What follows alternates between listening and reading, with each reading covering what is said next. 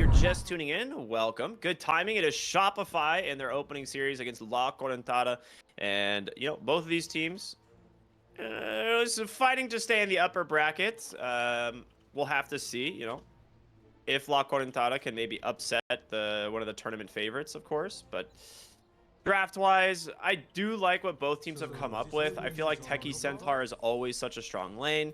I feel like Pango is a reliable hero. Same with Luna. So it's like there's a lot of things they have going for them. But it's Shopify, right? This team is just typically one of the highest skill teams out there. And look at the double sentry block on the bottom side of the map here to slow down the Chen. Crazy thing is he's just gonna get he's just gonna get penitence and right click. It's like, yeah, that's whatever. the strength of the hero. Yeah, but I mean, this is a good play to make versus a Chen. I don't think he'll do it because it's risky, but you can actually get both of these sentries with one sentry of your own, but one sentry does not cover the entire box, so I'm pretty sure if he wants to unblock these, he'll commit two to the side. Ooh, use the observer as well to block this camp, but this was spotted by Shopify's observer, so they're putting a lot of emphasis on trying to slow down this Chen because they know it's such a scary hero. You kind of have to do this sort of thing, but Hittrack's ready. He's already got two sentries.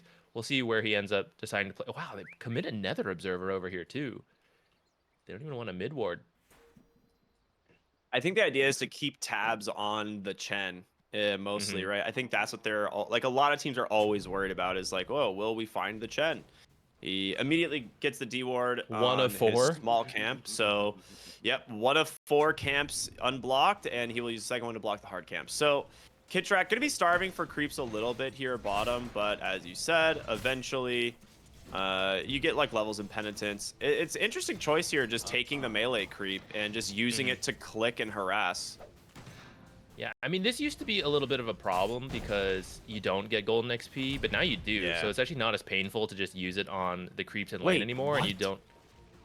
What? You get the golden XP when it dies now? I don't play enough Chen to be 100% sure on this, but I'm pretty sure that was one of the big buffs that got him into the meta, is that when he uses Holy Persuasion, he gets the golden XP. Oh, I gotta read it again just to double check now. Yeah, I mean, we have probably at least 2 Chen players in chat. Maybe anyone? Maybe anyone 3. Want to confirm that? Can I get 3? I'll double check it. I mean, I'm sure you're probably right. It's like Chen is a hero I've played so few times, it's embarrassing. So, oh, dude, he's got the Kobold. But top lane, we're going to see Henry give up first blood here to Saberlight's Tiny. They play that level 2 timing. They get themselves a kill. Crystal Maiden, obviously very strong in lane, but when you're up against an Avalanche, a Fade Bolt, a Telekinesis, she's not going to have a good time.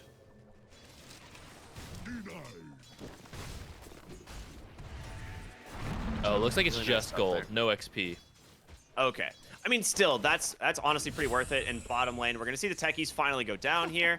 That's the level 2 again from the Chen. You talked about the aggression that Penitence brings, right? Getting more auto attacks from the Monkey King. He doesn't even have Jingu, but this hero has a lot of damage, like just generally. Yeah, especially if you get on top of the techies. His strength is being a long-range hero, so when you're actually just on top hitting, like you're in a pretty good spot, especially when you get that Penitence buff.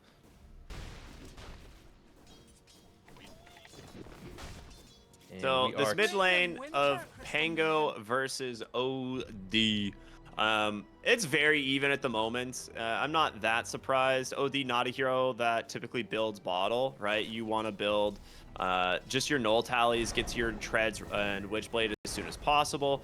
He's going to be relying on Arcane Orb to kind of refill his mana constantly. So I'm curious like how well he's going to be able to play this lane, because this is just like Pango plays the same way almost every lane. Yeah, I feel like as OD gets more levels and can spam out this stuff more, it looks like he's committing to leveling Astral, so that time's going to go up. You're going to be able to get more denies, or at least make Pango miss CS. Bottom lane looks like Arteezy maybe in a little bit of trouble, being run down here. Sticky Bomb. Speed! Oh. Okay, yeah. Black's range increase! That's a double edge. Oh, yeah, that's going to be a nice kill in the bottom lane. It looks like he Boundless Striked for the Jingu stack, which is one of those moments where it's like, you know, maybe he thought he would had to Boundless Strike to get away, and they were contesting the Lotus. So yeah, he even committed the Lotus onto himself. So maybe committing Boundless Strike to secure the Lotus ends up backfiring a little bit. Built an Orb of Corrosions, definitely looking to play aggressive with that Penitence. Oh, just jumps in. See if he's gonna regret Centaur that. is like, hello. I think this is actually correct. I think he wants to play to right click in this lane. I think so too. Oops, Mischief loses the creep aggro. Sends him under tower. Tornado! Dude, that spell is so good. It's actually just unbelievably strong. It's much more balanced than it used to be, I'll give him that. Thana in trouble, Blood Grenade is out, and the pet. Oh, what a dodge on the Centaur Stomp as well. So that's kind of what we expect from this lane, is just this hyper aggressive, like Chen throws out 1 or 2 spells from a creep maybe, and then just the immediate gap close from the Monkey King. Yeah, and I think I guess it goes both ways. We did see the Monkey King die, where there's a lot of burst damage from Centaur and Techies, but I think it might be tough going forward. I feel like this starts to lean towards the Monkey King Chen. Yeah, I would agree. Rises needs to be very careful in the top lane here. He has no mana, and there is about to be an avalanche into a Fade Bolt. Oh, Theliacor was not ready. Very lucky for the Luna there. I mean, you could see Saberlight counting down the timer, and I think Theliacor maybe was did not know that he was trying to make the play there. But Luna ends up dying to neutral creeps. She just got zapped, if I'm not mistaken. That was man. Yep. Yeah, that is exactly what happened. Had a salve on the way. This is so I know neutral creeps got buffed and like they'll actually use their abilities, but I think a lot of people have not fully internalized when like the conditions of when they actually use abilities. And Monkey King down here, 3 heroes.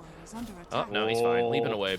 Pango just swashed in the mid lane. Penitence is out, and Yopaj, a very nice kill. Good rotation from the double supports, and this is just one of those things that, you know, a team that has been playing together, you know, for a little bit longer, you're going to see those rotations textbook every single time. Yeah, the classic. Show up 6-minute rune, do a bunch of tower damage. Looks like they're not even opting for the tower damage this time. Which I find a little interesting. I'm surprised they're not committing like the Chen creeps to get it, but maybe they actually want the lane to continue a little longer because the Yopaj are like, yeah, let me keep bullying him, guys. Don't take that tower. Make him stay here. He's just like forcing a fight bottom, like just solo jumping on Henry and this Crystal Maiden, and then both supports show up, find a kill onto the Techies as the Centaur tries to zone off the Monkey King. Just really good like skirmishing already. A 3,000 gold advantage as the top net worth is actually just Saberlight on an offlane Tiny, who we thought was going to be the one hero that might struggle, but Mr. Bing Bong himself is just too dang strong. Yeah, I mean, if you... Rises might just be Rises? dead. Yep. Dude, good rotation in through the portal, and now Techies, he came in for this. Level 4, another root here from the Trapper, an avalanche toss. Thana does get the disarm off. So a lot of damage, at least sent his way. I hear a Rolling Thunder. It's going to be alone. Rotating on in. Nice Blood Grenade. Does manage to catch on to do a good swashbuckle as well. Tiny falling low will get dunked on by the Techies. So a really solid turnaround here from La Correntada as they managed to find a little bit here in the top lane. Radiant's top tower is under attack. Yopaj is going to head on bottom knowing that mid's empty from the Pango. Yeah, he's gonna find monster here. Does not have level Stampede 6 either. Yeah. Tracks here for good measure. Super freebie. We'll give it to Arteezy, or rather Arteezy will take the kill. And he is going first item Radiance. I don't know if you've seen that. Whoa, that's pretty... Okay, that's fun. So if you don't know, the Wukong's command, and if you get an Aghanims later, all the clones will get the Radiance aura. Do you see why he wants it this game? or is this something like? Do you think he would do this against another team, or is this a close qualifiers kind of thing? I think might be experimenting here. I don't know if this is like necessarily like a go-to build for him, but I think in this game he's probably feeling like, yeah, I could give it a shot. Maybe we'll see.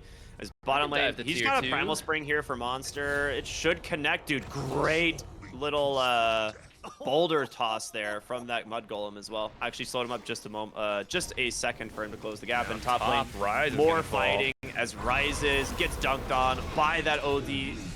And great turnaround here from Alone. He's got an amplified damage as well as a Rolling Thunder to play around, so he's actually fairly scary if he can close the gap onto Theliacor, but amplified damage expires. And Theliacor being level 6, he's got a spell steal in a moment. Dude, what a wraparound from Saberlight. Toss out. Mana boots. This is going to give him the mana he needs to go for the Rolling Thunder. Trying to just finish off the Rubik. A Blood Grenade here as well. And Theliacor pops a nice stick.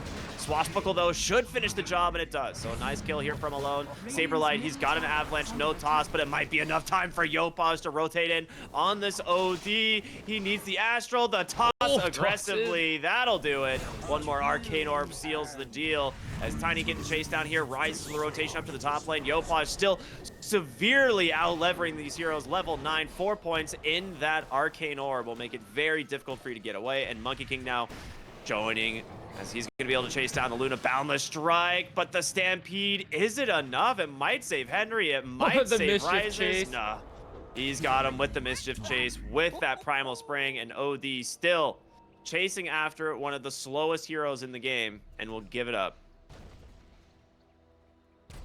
All those slows from Crystal Maiden getting her out of there. I can't believe of all the heroes who lived, it's Crystal Maiden.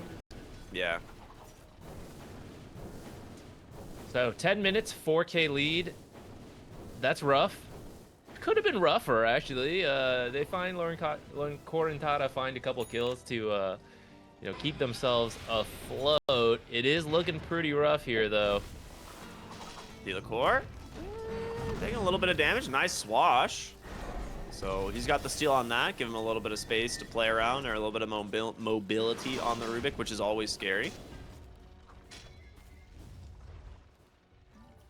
But doesn't have vision of the Crystal Maiden. I think that's what he's looking for, is if he can snipe the Crystal Maiden. But instead, he's going to steal a new spell here from Thena, which should just be Sticky Bomb, if I'm not mistaken. I believe so. Which is a nice spell on Rubik. Sticky Bomb is already such a long-range spell, and Rubik with the passive. Right now it's only level 1, but throughout the game, it's pretty nice to have because you can actually just use it to scout. You can just throw it out so far into like wherever you're looking to fight, and if you hit something, you hit something. If not, you just get vision of that area for a little bit. It's pretty nice. The other great steal from Techies, Proximity Mines. Fantastic on Rubik. Just get your own vision without actually having to be Techies. I'm sure he'll be looking for that.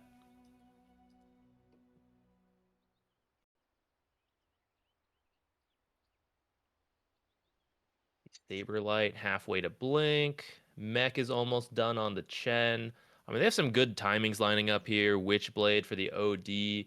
So I wouldn't be surprised to see 4 of them start running together pretty soon. Arteezy going to need a bit more time to farm up the Radiance. Looking forward to seeing how that plays out. Not a build we usually see. I was wondering if anyone would theory craft this. And Monkey King's one of the heroes I think could do it, where Radiance can be disassembled. So you get the Radiance early game for the farming and the damage. And then you have a couple choices. The Sacred Relic could go into like Nullifier, for example.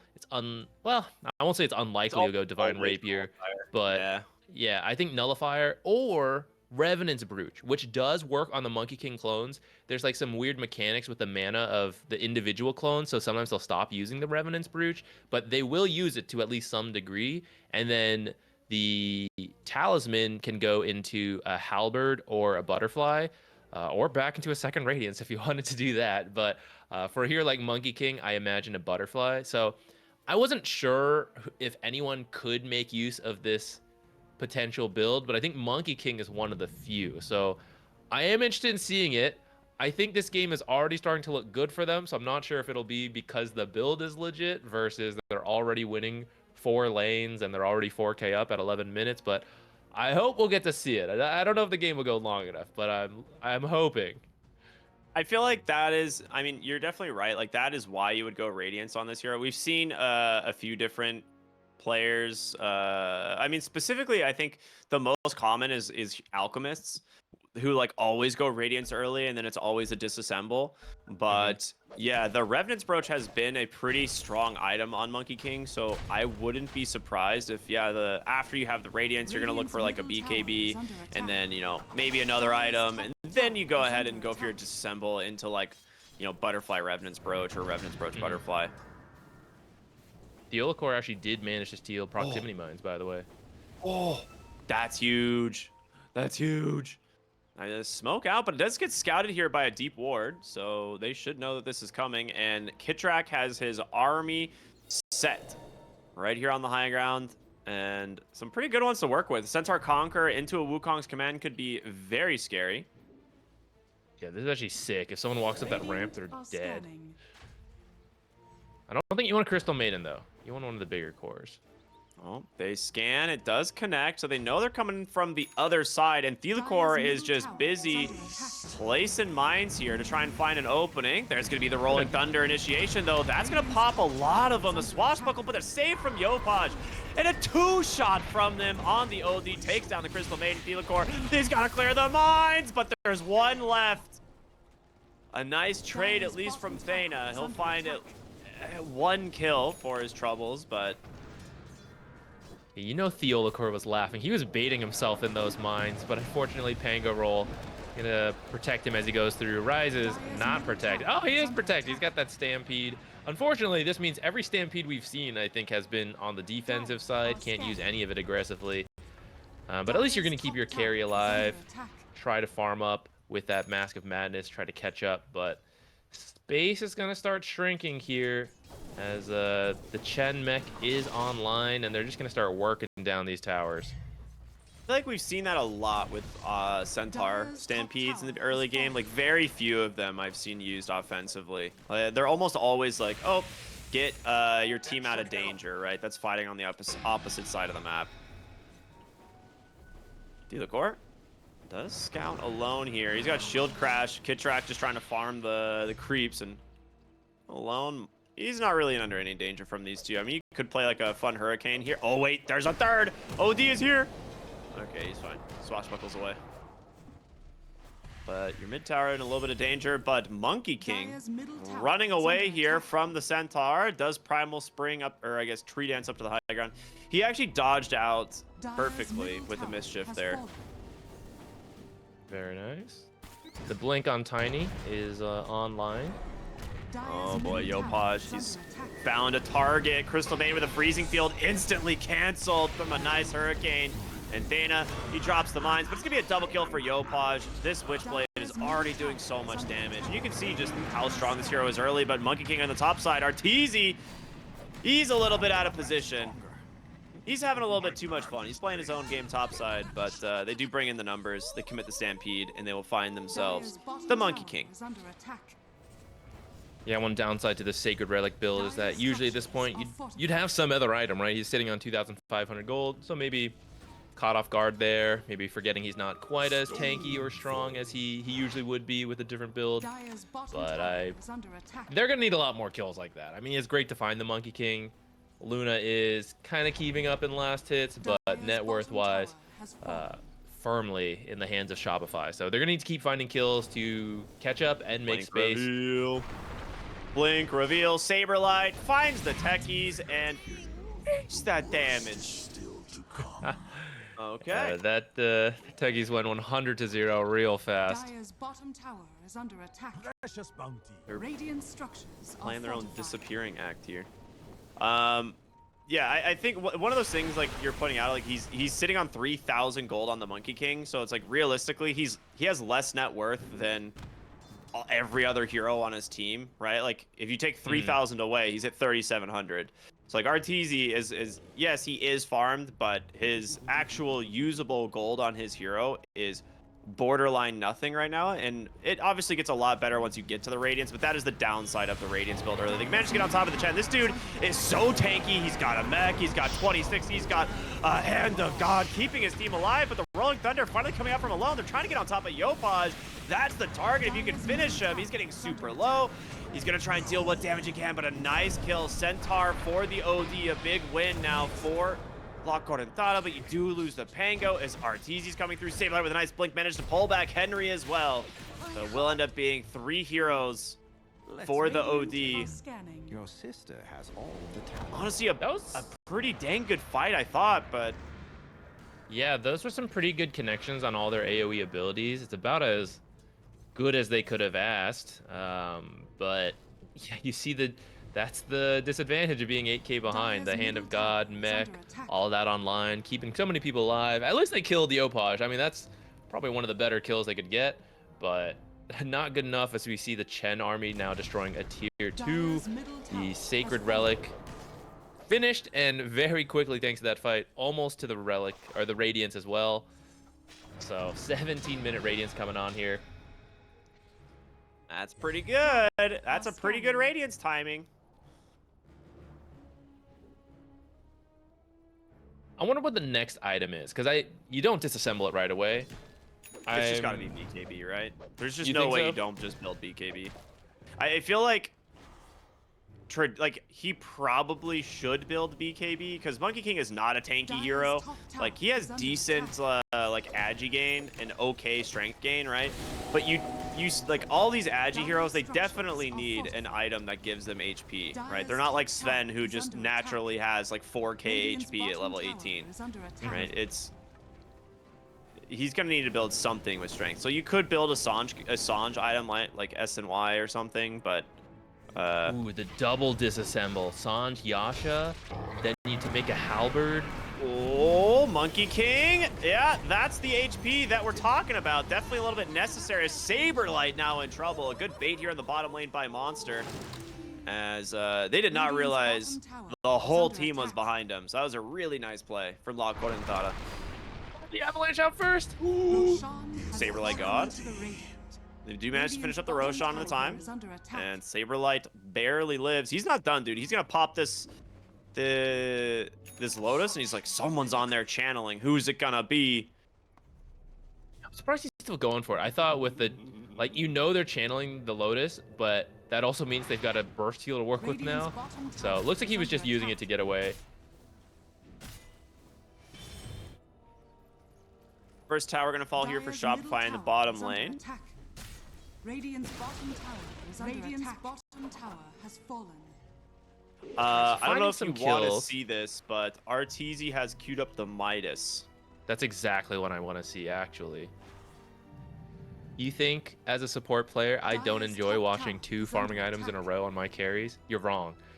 Radiant's bottom tower The late game insurance policy, that's what it is. Oh, you know I it. mean, to be honest, he does need to like try and keep up with a Luna who's absolutely going to out farm you.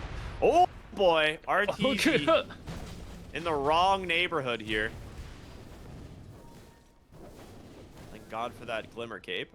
Well, they're just gonna go high ground. They just know that they are super strong with Kitrak behind all of them. Yopaj, of course, with an Aegis. He's just gonna jump on over. They get a nice stomp out from Monster and the Stampede. Heading with a good freezing field as well, but instantly canceled. And now Rolling Thunder in from alone. Can they actually find themselves these kills? The Wukong's command is out. The Radiance Massive burn. Radiance. It's zoning everybody out, and alone, he's gonna be the first one that dies. Saberlight with a great avalanche toss. I mean, that's really all the Monkey King is, right? I guess just a massive AoE Radiance. Kitrak's over here. His cores are He just chasing for dropped and kills. killed He's his like, Quelling Blade. What is this? he's just working on the buildings. He knows, like, yeah, there's my carry Monkey King, Radiance, Midas, chasing kills. I'll get the buildings. I know what's up. Just another day playing support in NA here. Dire's top barracks has fallen. All right, from here, it's looking pretty rough. I mean, it sounds obvious to say, but look, Correntada definitely had to hold that first Aegis power spike. If they survive that, the game starts going a little later. They maybe have room to catch up, but this is I have some 13k at bad 20 news for minutes. you. really I might have rough some here. bad Okay, news for you. hit me with it. Dire's I middle don't know if they're tower gonna has survive fallen. this. They're gonna jump on Eopage. Again, he does have the Aegis. Theodore with a nice telekinesis stops the Centaur Stomp, and Arteezy in trouble, but a great toss out from Saberlight. A big Boundless Strike Almost does died to connect, does Blade Mail. decent amount of damage, and Eopage coming back here potentially with the Vengeance, gets a blink out, looks to take down alone, gets the kill, looking for an Astral now, jumps up onto the high ground, dumping in the damage here for the Crystal Maiden. Astral holding her down once again. And they finish Blast the job. them. They do. Monster gets caught from a telekinesis. Theliacor with a great Another read. monkey The kick. ultra kill into an almost rampage, but Theliacor will take it instead. So a very quick and convincing game one here from Shopify. Shopify Rebellion victory. Dire's That's middle a little bit barracks what we are thought we might see. Some lane domination on not as bad as I thought it would be. I really thought based on the draft they would win these lanes even harder. Maybe La Correntada managing to find a couple kills.